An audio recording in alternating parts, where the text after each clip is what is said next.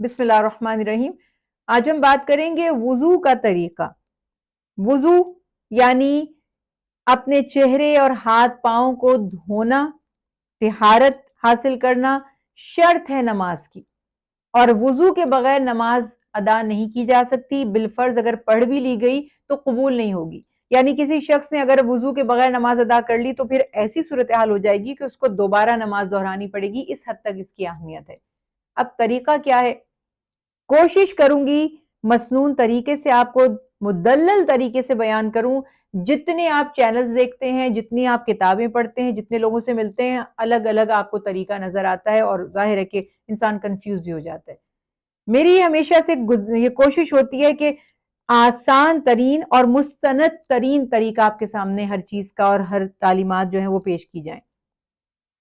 حضرت علی کرم اللہ وجہہ، حضرت عثمان غنی رضی اللہ تعالی عنہ، یہ وہ دو ہستیاں ہیں کہ جن سے رسول اللہ صلی اللہ علیہ وسلم کے وضو کا طریقہ ثابت ہے، اور آثار صحابہ کرام سے سلسلہ بسلسلہ ہمیں یہ طریقہ معلوم ہوتا ہے۔ دیکھیے، قرآن پاک میں وضو کے 4 فرائض بیان کیے گئے، یعنی وہ 4 فرائض ایسے ہیں کہ بالفرض اگر وہ 4 فرض بھی پورے کر لیے جائیں تو آپ کا وضو ہو جائے گا۔ وہ کیا ہے کہ چہرے کا دھونا، کوہنیوں سمیت ہاتھوں کا دھونا، سر کا مساح کرنا، اور ٹخنوں سمیت پاؤں کو دھونا۔ میں نے کوہنی اور ٹخنوں پہ ایمفیسائز کیا ہے کیونکہ صرف ہاتھ نہیں، ہاتھ میں آپ کی ایلبو بھی شامل ہے، کوہنی سمیت ہاتھ ہے، اور پاؤں میں آپ کے اینکل بھی شامل ہیں، ٹخنوں سمیت آپ کے پاؤں ہیں۔ یہ اگر آپ نے 4 فرائض ادا کر لیے، چہرہ دھو لیا، کوہنیوں سمیت ہاتھ دھو لیے، سر کا مساح کر لیا، سر پر اس طرح سے ہاتھ پھیرنا، اس پہ بھی آگے بات کرتے ہیں، اور پاؤں دھو لیے اپنی صحیح سے ایڑیاں اور ٹخنوں سمیت، آپ کا وضو ہو گیا۔ یہ تو ہیں فرائض۔ اگر آپ ٹیپ کے نیچے کھڑے ہوں، چہرہ دھوئیں، آپ ہاتھ دھوئیں، اپنے ٹیپ کے نیچے کر دیں، پاؤں دھو لیں، آپ کا وضو ہو جائے گا۔ اب ہم آ جاتے ہیں مسنون طریقہ۔ obviously جب بات ہوگی عبادات کی تو ہماری پوری کوشش یہ ہوگی کہ ہم عبادات کو اسی طرح ادا کریں جیسے رسول اللہ صلی اللہ علیہ وسلم نے سکھایا اور آپ کا عمل تھا۔ صحابہ کرام رضوان اللہ علیہ مجمعین بیان فرماتے ہیں کہ باقاعدہ ایک دوسرے کو مخاطب کر کے فرماتے ہیں کہ ہم نے رسول اللہ صلی اللہ علیہ وسلم کو اس طرح وضو کرتے دیکھا کہ آپ صلی اللہ علیہ وسلم کے خدمت میں پانی لایا گیا، آپ صلی اللہ علیہ وسلم نے بسم اللہ الرحمن الرحیم پڑھ کر، یعنی یہ بھی مسنون ہے، سنت ہے، بہت ثواب ہے اس کا، بسم اللہ پڑھ کے وضو شروع کرے۔ پہلے آپ نے ہاتھ دھوئے اپنے، یعنی صرف اتنے ہاتھوں کو پہلے دھویا، اس کے بعد 3 مرتبہ کلی کی، کلی کریں تو تھوڑا سا جسے ہم کہتے ہیں نا گارگلز کرنا، یہ بھی کر لیں، گلے کی صفائی بھی اس سے ہو جاتی ہے۔ اس کے بعد 3 مرتبہ ناک میں پانی ڈالا، اس میں تھوڑا سا اوپر تک کہ ناک صاف ہو جائے، پھر اس کو اچھی طرح باہر ناک سے پانی کو جیسے نکالا جاتا ہے، جیسے آپ باقاعدہ ایک نوزل کو بند کر کے، اور پھر تاکہ وہ نوز بھی بالکل کلین ہو جائے۔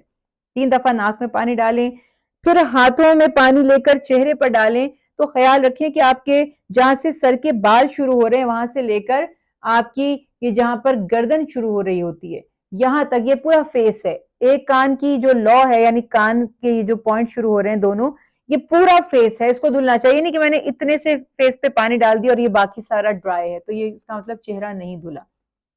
3 بار چہرہ دھو لیا، اس کے بعد ہاتھ 3 دفعہ دھوئے یا پوری کوہنیوں کے سمیت۔ اگین وہی بات بتا رہی ہوں، اگر آپ ٹیپ کے نیچے بھی کر کے ہاتھ کو دھو دیں گے کھلے پانی سے، اور بجائے 3 دفعہ ڈالنے کے آپ نے پانی کے نیچے ہاتھ کر دیے، آپ کے ہاتھ دھل جائیں گے۔ لیکن ایک طریقے سے 3 دفعہ ہمارے یہاں پانی ڈالا جاتا تھا، اس زمانے میں پانی کم تھا، برتن میں لایا جاتا تھا، ایسے نلکوں کے آگے تو کھڑے ہوتے نہیں تھے، تو وہ 3 دفعہ دھویا جاتا تھا، میک شور کرنے کے لیے کہ جسم کا وہ حصہ جس پہ وضو کا پانی پڑنا چاہیے وہ کہیں خشک نہ رہ جائے۔ اس کے بعد جب بازو بھی دھل جائیں، ہاتھ پورے دھل جائیں، تو سر کا مساح کرنا۔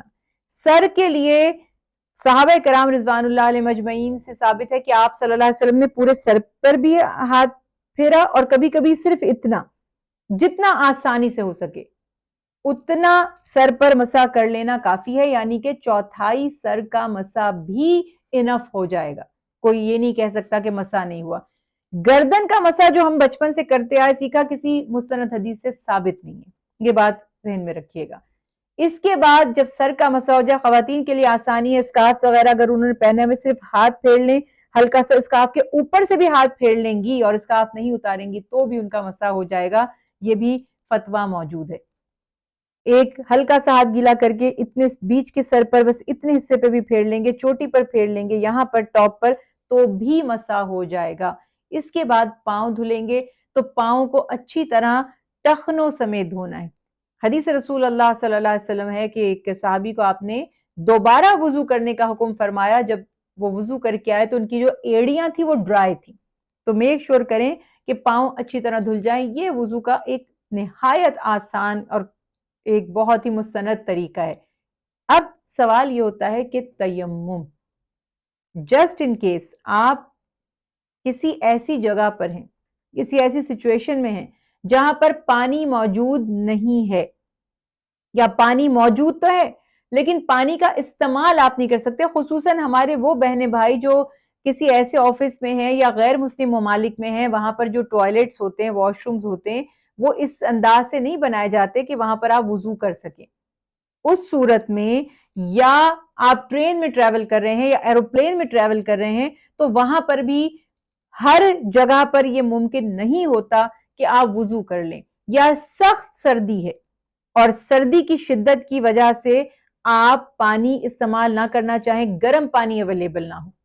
اس صورت میں بھی بے شمار ریفرنسز ہیں. میں مستند ہی بات کرتی ہوں، زیادہ ریفرنسز نہیں دیتی. آپ چیلنج کریں گے تو ریفرنسز آپ کو ڈھونڈ کر بھی بتا سکتی ہوں، لکھ بھی سکتی ہوں، مگر ٹائم کو بچانے کے لیے بس وہی بات کر رہی ہوں جو آلریڈی مستند ہے اور تحقیق شدہ ہے کہ اگر پانی موجود نہ ہو، پانی پر دسترس نہ ہو، پانی کا استعمال فور دا ٹائم بینگ آپ کو منع ہے. کوئی آپ کی سرجری ہوئی ہے، آنکھوں کا آپریشن لوگوں کا ہوتا ہے، پلاسٹر لگا ہوا ہوتا ہے، چوٹ لگی ہوئی ہوتی ہے، کوئی بھی ایسی سچویشن، یہ آپ کا اور آپ کے رب کا معاملہ ہے. آپ اور آپ کا رب جانتے ہیں کہ آپ کی مجبوری کیا ہے. اور اگین سخت سردی میں بھی جب آپ کے پاس گرم پانی موجود نہیں ہے تو اس صورت میں بھی آپ تیمم کر سکتے ہیں. تیمم کا طریقہ کیا ہے؟ تیمم کا طریقہ بھی ہر کسی نے اپنے حساب سے بنایا ہوا ہے. جو رسول اللہ صلی اللہ علیہ وسلم سے ثابت ہے وہ یہ ہے کہ پاک صاف مٹی پر، اور ہمارے لیے میں ایڈ بھی ساتھ ساتھ کرتی چلوں کہ مٹی موجود نہیں ہے تو مٹی کی جنس کی کوئی بھی چیز، جیسے ہماری جو والز ہوتی ہیں، دیوار ہوتی ہے، یا آپ کے گھر میں کوئی مٹی کی ٹھیکری ہے، ملتانی مٹی ہوتی ہے، اور کوئی مٹی آپ کے پاس موجود ہے پاک، اپنے پاس رکھ لیں. ٹریول میں بھی اپنے پاس وہ مٹی کی ایک جو ڈھیلی ہے وہ آپ رکھ سکتے ہیں صاف مٹی کی، اس پر ہاتھ مل لیں، دیوار پر ہاتھ لگائیں. جو مصنون طریقہ ہے، دونوں ہاتھوں کو اس طرح سے مٹی پہ لگایا، اگر مٹی بہت زیادہ لگ گئی ہے تو پھونک مار کے اس مٹی کو ہٹا دیا.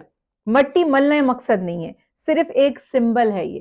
اس کے بعد اس کو چہرے پر پھیرنا ہے، صرف ہاتھوں پر. ہاتھوں میں دو مصنون طریقے ثابت ہیں.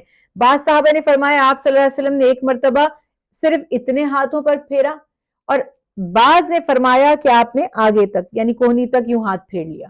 دونوں رسول اللہ صلی اللہ علیہ وسلم سے ثابت ہیں، اور دو دفعہ الگ الگ ہاتھ مٹی سے نہیں لگائے. بعض لوگ سوچتے ہیں نا پہلے مٹی پہ ہاتھ ملیں گے، پھر چہرے پہ ملیں گے، پھر لگائیں گے، پھر بازو پہ. مسنون، مستند، موسٹ اوتھینٹک طریقہ یہ ہے کہ ایک ہی دفعہ ہاتھ مٹی سے لگائے، چہرے پر اور ہاتھوں پر بس مل لیں. That's it. کوئی سر کا مسح اس میں نہیں ہے، کوئی پاؤں پر ہاتھ پھیرنا، کچھ بھی نہیں ہے. اس سے یہ جو تیمم ہے، اس سے آپ کا اگر غسل کی حاجت تھی، غسل واجب ہو چکا تھا، وہ بھی ہو گیا، اور اگر نماز کے لیے یا وضو کی حاجت تھی وہ بھی ہو گیا. یہ دین رحمت ہے. یہ ان لوگوں کے لیے ہے جو عمل کرنا چاہتے ہیں. لوگ سوچتے ہیں نا بڑی آسانی ہے، تو جی آسانی ان لوگوں کے لیے ہے جو واقعی پریکٹسنگ مسلم ہیں، جو عمل کرنا چاہتے ہیں اور اس کو چھوڑنا نہیں چاہتے. تو یہ بات یاد رکھیے کہ اکثر بہنیں بھائی کسی ایسی کنڈیشن میں ہوتے ہیں، کسی ایسی جگہ پر ہوتے ہیں جہاں کہتے ہیں وضو نہیں ہے اس لیے نماز ہی نہیں پڑھتے. تو اگر آپ کے اوپر یہ صورتحال آ جائے کہ آپ کی وضو نہ ہونے کی وجہ سے نماز قضا ہو رہی ہے تو پھر تیمم کر لیجئے. مت پریشان ہو، مت بہت سارے مسئلوں میں اور بہت سارے یوٹیوب کے چینلز دیکھ دیکھ کر شک میں مبتلا ہوں.